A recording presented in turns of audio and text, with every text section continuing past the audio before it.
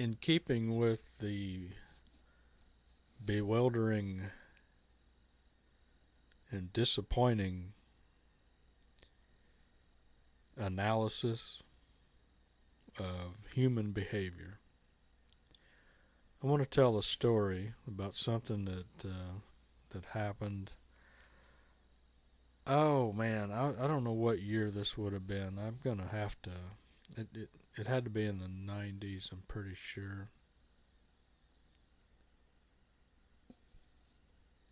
I'm gonna say it was like the mid 90s. So, anyways, I've made a few videos about when I was forced to go to Northeast Dubois School in Dubois, Indiana, against my will and better judgment. Um, there were a few teachers there who were bullies, and they picked out, whatever kids they wanted to bully or whatever. And, you know, I was it for whatever reason. So I never had this person as a teacher, but this is a story. So this woman was, I don't know, a part time or a substitute. I don't know what you call all that stuff. But anyways, I think this was at the Dubois Middle School. I don't think it was the grade school, but I think it was the middle school. I'm not sure. It doesn't really matter. So, probably not too many people around here remember this anymore, but there was right up here beside the tavern was a big 2-story house, big gray, kind of I think it must have been a fancy house back when it was built. I don't know when it was built. I'm going to guess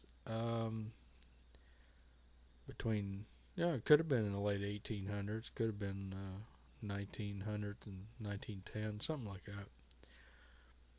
But it had seen better days, and I think it was rented out. I think the guy that owned it would rent it, and since it was in pretty rough shape, it seemed from the outside at least.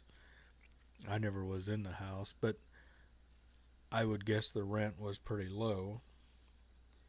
And from time to time, there would be somebody would move into it, a family. I don't know that anybody ever lived in it for very long. And I think generally the families that rented it, I'm guessing, didn't have very much money. I don't know. But the house has been torn down for several years now. Well, so now it's an empty lot there, I guess, for the tavern. I don't know. But you can see here where it used to be. I always hate to see houses get torn down. It seems like to me, because I've always been a history guy. That's always been my thing. I never was terribly interested in math. I hate math really. I don't like math anymore, and I just need to use it for everyday stuff. I don't like math. Science is interesting, but to me history is the main thing. It always has been. I read history books when I was a little kid. And when a house gets torn down, it seems like to me whoever lived there, you've killed that person. Those memories, those people are gone. Of course, you know the memories are gone anyway. Either way, I guess, unless nowadays with all the camera stuff, I guess people record every day of their life in some cases. So, but back in the old days, people, maybe some pictures took here and there, but it was rare most of the time. So, anyways, I hate seeing houses get tore down, even though in most houses, maybe all houses, some some bad things happen there, evil things, horrible things, traumatic things. But anyways, the old house was there, and so I was driving around my truck with a guy that I knew, and we were just driving around on a weekend, like summer, and we stopped at this person's house, and it was the mom and the dad and the grown daughter who was the part-time teacher, substitute teacher. And we were sitting outside, kind of in the yard, on or around the sidewalk. The mom, the phone rang in the house, and the mom answered the phone, and she kind of steps out the door a little bit and to the teacher, the part-time teacher, substitute teacher, whatever. And she says, "Hey, there's a girl on the phone that has a question about math, a math question, I think it was. So this was a student going to Northeast Dubois School. The teacher, the woman teacher, she says, well, who is it?" And the mom, I guess, got back to the phone and asked who it was. And she said, I think she said the name. And the teacher sat there on the sidewalk, and she said something like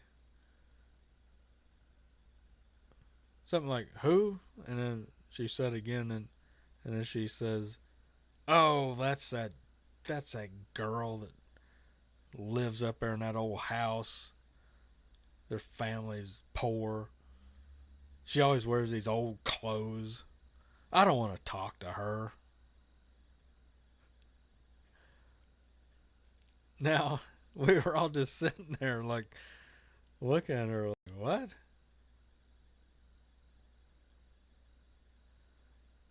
I mean,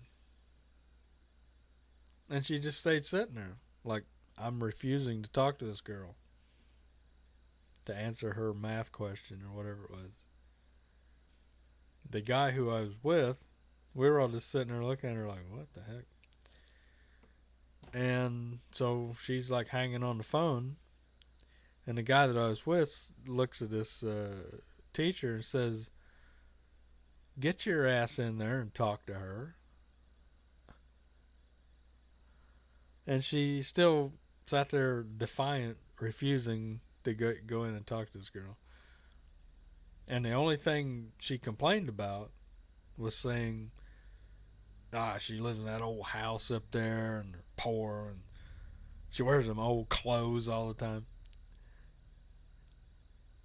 After a minute or two, she got up and walks in the house and I guess talked to the girl.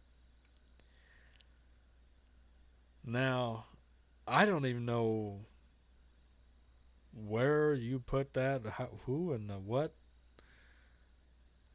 I don't get it.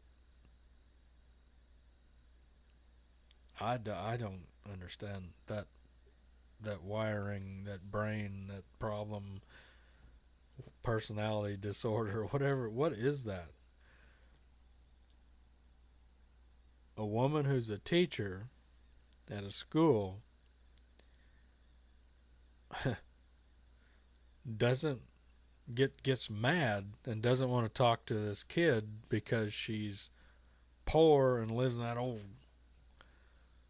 junky house up there and she always wears old clothes. What? I don't even know what that is. What is that?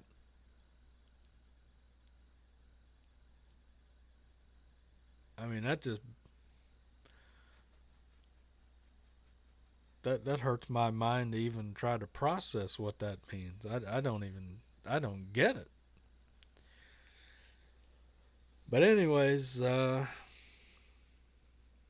a little story I remember because it was so absurd for someone who's working in a school to get to have that attitude towards a kid because they're poor and wears old clothes and lives in that old house.